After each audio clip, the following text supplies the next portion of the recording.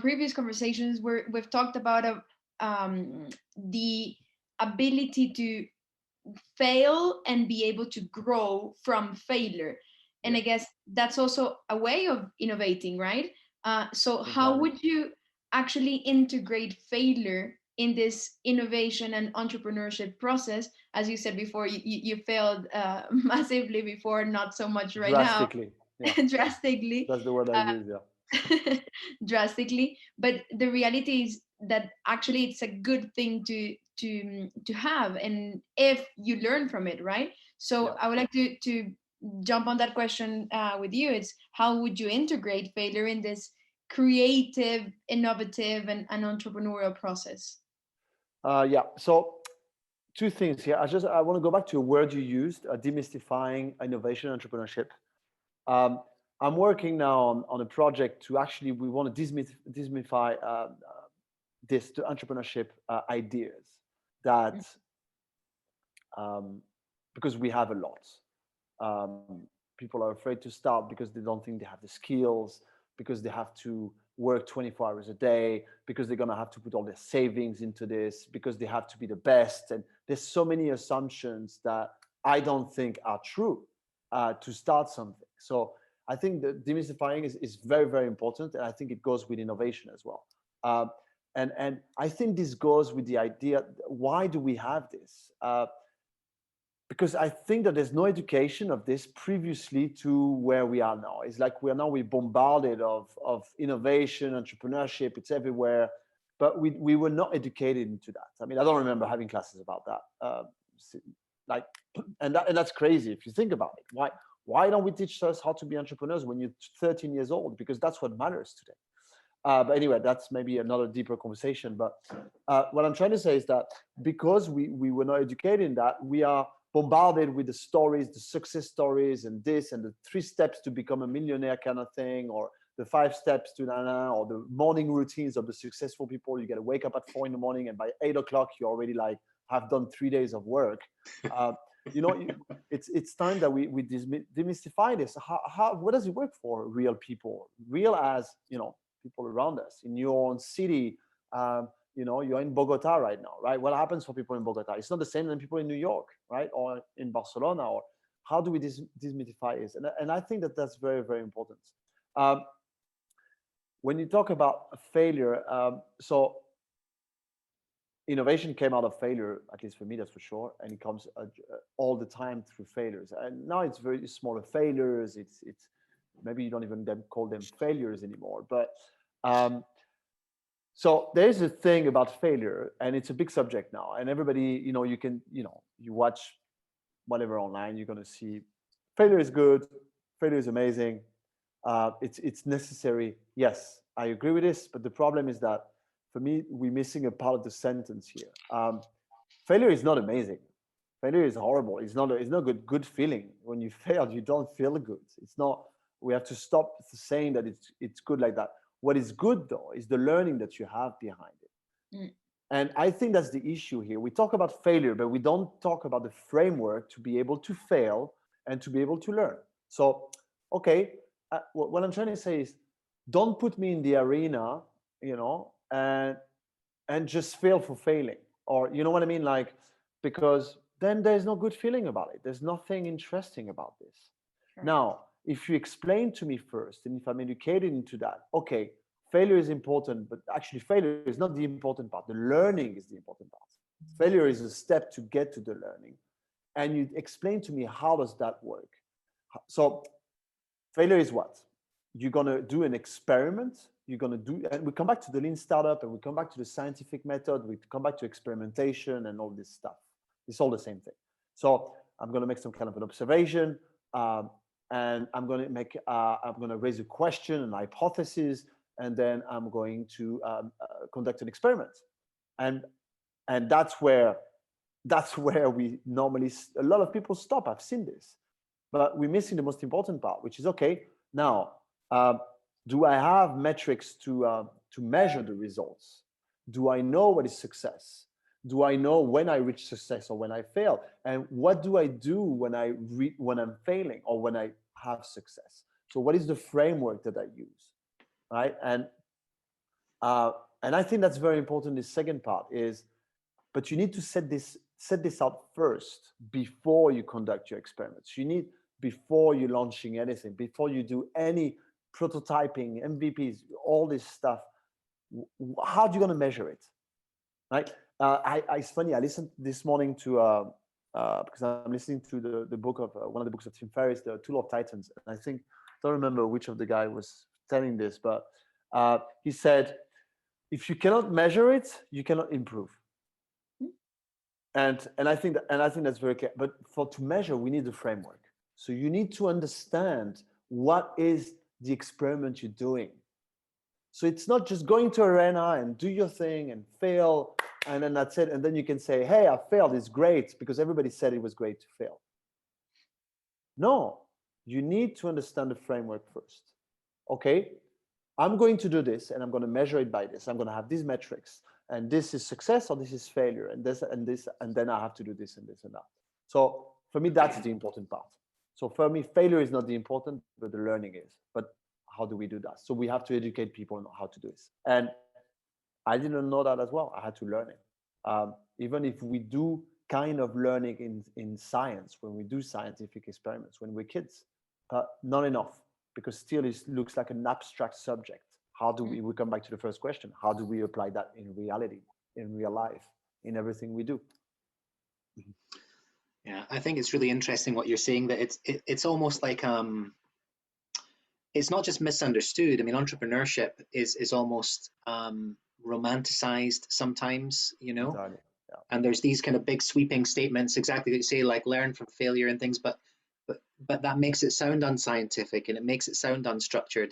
And of course, there's no point failing if you can't look back and say, where did I fail and why? Yeah. You know, that's the whole point. So when just listening to you speaking, I mean, a lot of things are coming up.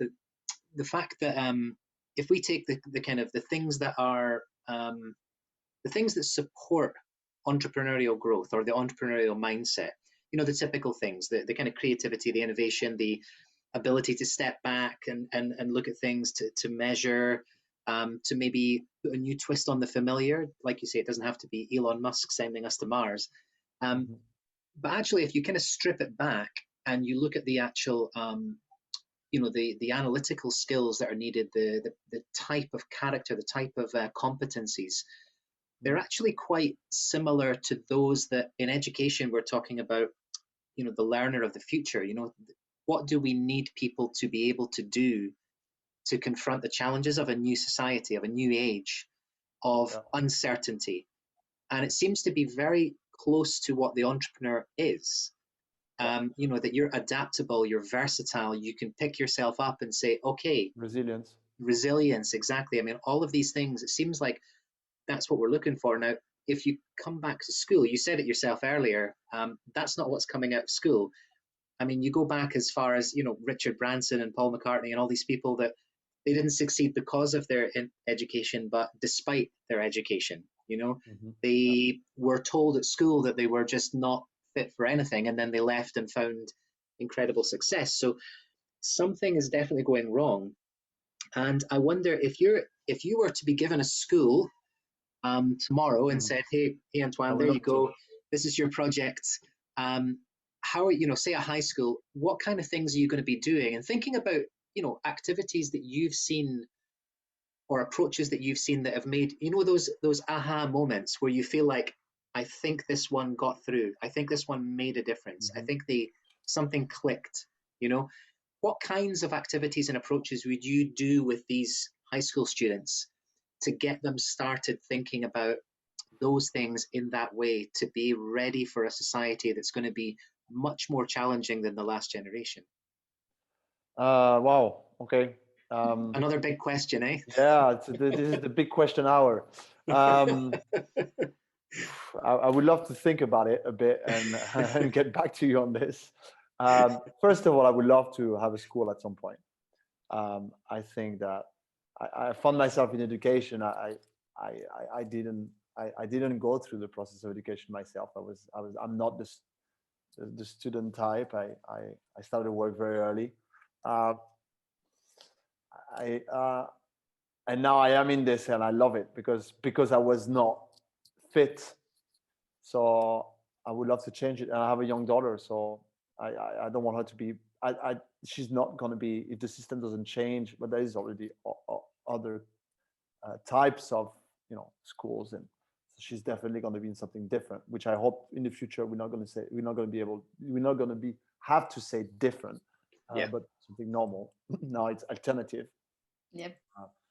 It's a bit crazy, but so yeah, ultimately having a school will be definitely something very interesting, because for me there's nothing better than this at this stage, to see a growth into education, which is what you guys do.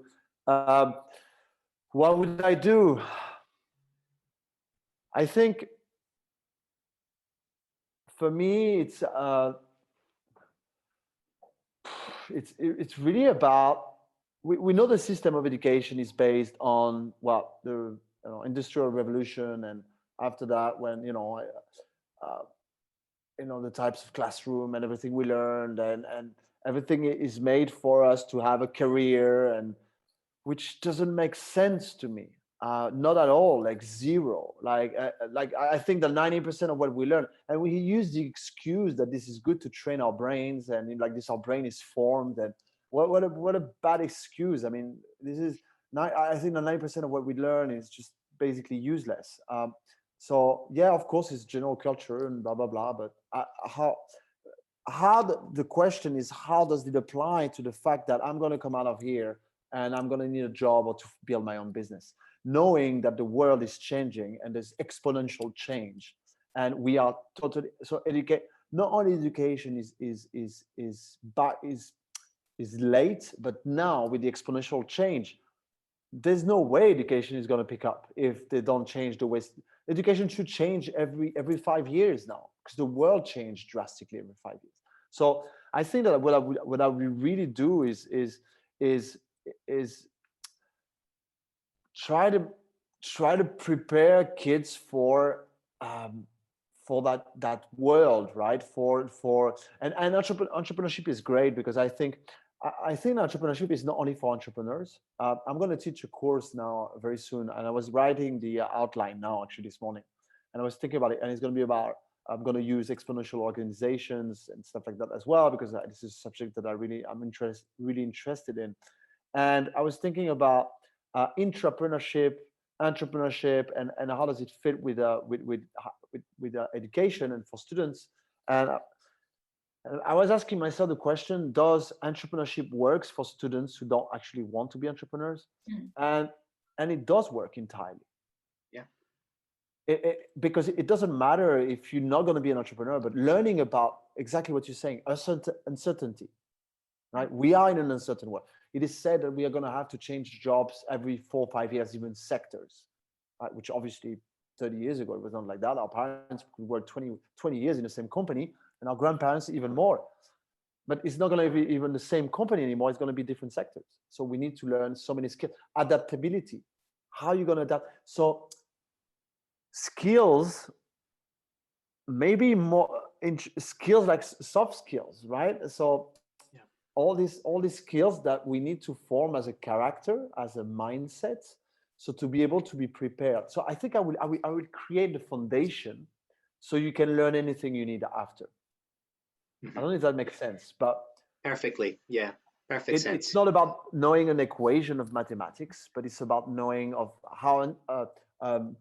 how innovative can be something, or how uncertain can be something, and how you're going to adapt to that, right? And what happens if I'm